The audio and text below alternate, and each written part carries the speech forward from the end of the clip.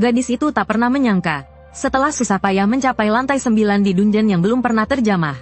Saat kapak bos menghancurkan dinding hingga runtuh, di dalamnya justru muncul sebuah ruangan yang tampak seperti pernah ditinggali manusia. Pemandangan ini seketika melampaui akal sehat sang gadis. Namun yang tak terduga adalah, si bos malah lebih kaget daripada dirinya. Tak ada yang memberitahunya kalau dinding itu bisa runtuh. Mendengarnya, gadis itu pun seketika bingung. Saat itulah dia sadar kalau bos itu ternyata bisa bicara. Tepat saat dia mulai waspada, tak disangka si bos memintanya jangan menyerang dulu. Dia sedang tak punya hasrat untuk itu. Malah mengingatkan si gadis yang sepertinya tak paham betapa gawat situasinya. Apa dia pikir cuma dinding runtuh saja masalahnya? Padahal tanpa dia ketahui, ini pertanda admin akan datang. Melihat si gadis tak percaya, dia langsung menyuruhnya melihat ke belakang, menanyakan apa yang dia lihat. Melihat bos memang tak berniat menyerang, si gadis pun akhirnya sempat memeriksanya. Kamar, penginapan, di dalam dungeon, sayang sekali. Salah, itu kamar tidur pribadi. Kamar pribadi, punya siapa? Saat itulah si gadis merasakan hawa kuat yang memancar dari balik pintu itu. Sesuatu yang mengerikan akan datang. Namun saat dia merasa takut, tak disangka yang muncul justru sebuah tangan mungil. Wah, dindingnya benar-benar runtuh. Dilihat dari sudut manapun, dia jelas hanyalah gadis kecil. Penampilannya yang berhati-hati itu, sama sekali tak mencerminkan sosok yang kuat. Tapi keberaniannya memang asli, berani berdiri sedekat itu dengan bos lantai 9. Seolah baru menyadari sesuatu, gadis kecil itu bertanya apa si bos baru saja bicara pada si gadis. Namun, kalimat sederhana itu, membuat si bos berkeringat dingin. Dia bahkan mencoba menyamar jadi sapi agar lolos. Tapi gadis kecil itu tak tertipu. Karena suasana mereka sama sekali tak seperti sedang bertarung. Meski dinding runtuh, harusnya petualang takkan lengah di depan monster.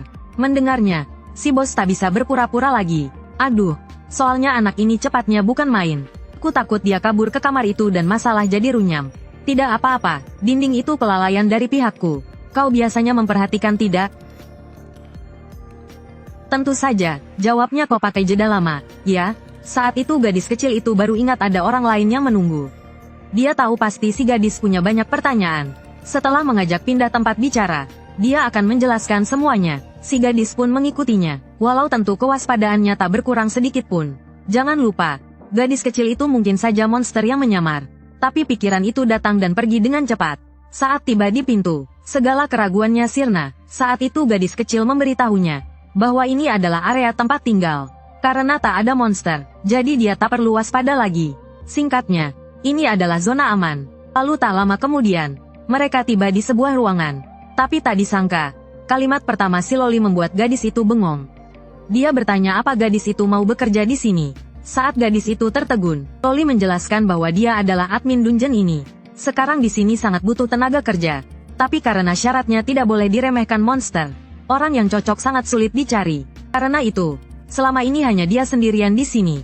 Tapi sekarang berbeda, karena gadis itu bisa menembus lantai 9 dungeon. Itu artinya dia punya kualifikasi. Perlu diketahui, kebanyakan orang hanya mampu sampai lantai 7.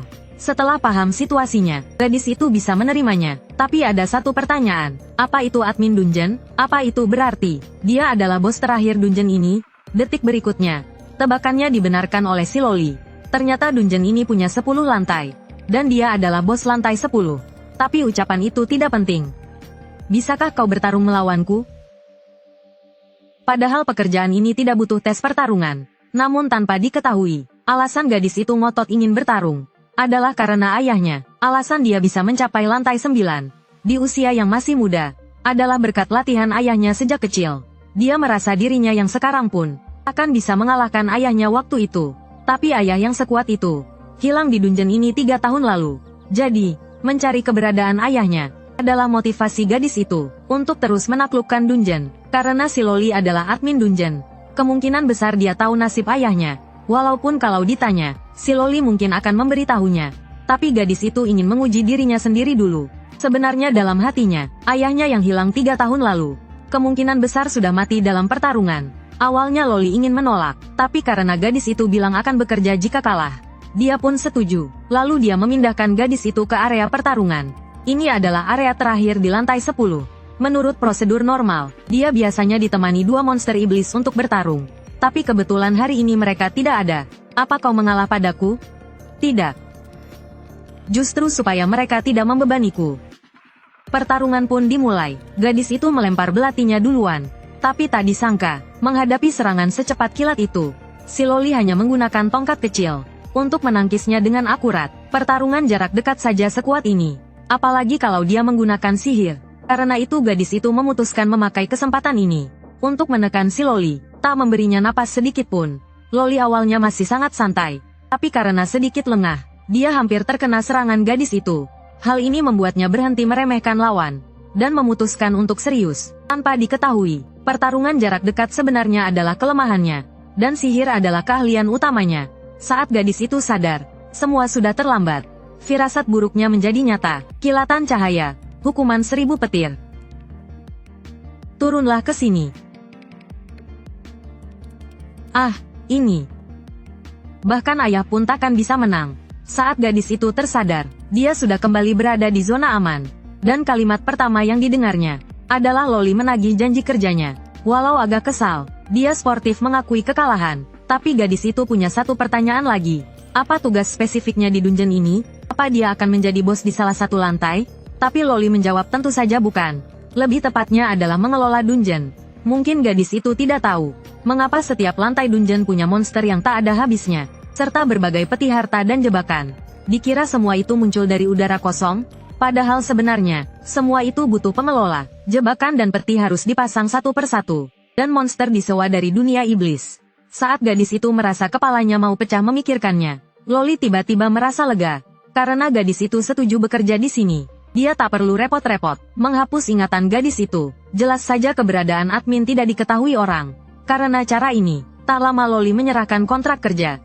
Kalau sudah oke, tinggal tanda tangan. Saat melihat gaji hariannya 5 keping emas, gadis itu langsung bersemangat. Karena aku sangat kaya, apa kau bangsawan? Sudah 10 tahun berlalu sejak aku masuk dungeon. Aku baru sampai di tengah jalan. Tak disangka aku malah akan bekerja di sini.